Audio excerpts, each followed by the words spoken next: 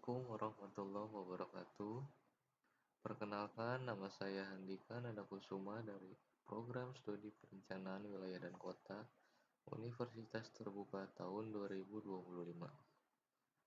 Pada kesempatan ini, saya akan mempresentasikan materi tentang identifikasi karakteristik guna lahan dan kegiatan di Kota Bandung. Semoga materi ini bisa memberikan gambaran tentang bagaimana aktivitas kota tersebar di setiap wilayah pengembangannya. Di sini ada transformasi perkembangan kota.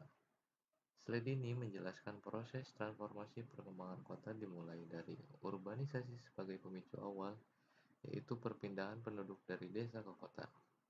Hal ini menyebabkan perubahan struktur kota dari yang awalnya terpusat menjadi multipusat atau sub-CBD. Selanjutnya terjadi perubahan ekonomi dan infrastruktur, muncul pusat-pusat kegiatan baru, hingga pada akhirnya menimbulkan tekanan terhadap lingkungan. Jadi, transformasi kota itu bukan proses yang instan, tetapi bertahap. Selanjutnya ada karakteristik guna lahan dan kegiatan di Kota Bandung. Di Kota Bandung, guna lahan sangat beragam, mulai dari pemukiman, komersial, industri, ruang terbuka hijau, dan fasilitas publik. Pola aktivitas perkotaan juga tidak tersebar merata, tapi terkonsentrasi di wilayah-wilayah tertentu atau wilayah pengembangan. Setiap wilayah pengembangan memiliki karakter penggunaan lahan yang berbeda, tergantung pada fungsi utamanya. Selanjutnya ada variasi kegiatan wilayah pengembangan. Slide ini menunjukkan variasi kegiatan perkotaan di setiap wilayah pengembangan. Bisa kita lihat, wilayah pengembangan utara didominasi pendidikan dan pariwisata. Selanjutnya ada wilayah pengembangan barat, berkembang sebagai kawasan transportasi dan pemukiman padat. Selanjutnya ada wilayah pengembangan tengah, menjadi pemerintahan dan komersial, sedangkan wilayah pengembangan timur merupakan kawasan pengembangan kota dan banyak pemukiman baru. Ini menunjukkan bahwa Bandung berkembang secara fungsional, tidak terpusat di satu titik saja. Di sini ada tabel evaluasi transformasi kota. Pada tabel ini, kita bisa membandingkan kondisi kota sebelum dan sesudah transformasi. Sebelumnya, struktur kota masih terpusat, infrastrukturnya terbatas, dan ekonomi didominasi sektor primer. Setelah berkembang, muncul pusat-pusat kegiatan baru, jaringan jalan semakin luas, ekonomi semakin beragam, dan tekanan terhadap lingkungan juga meningkat. Ini menunjukkan bahwa perkembangan kota membawa dampak positif sekaligus tantangan. Di sini ada peta persebaran guna lahan dan aktivitas Kota Bandung.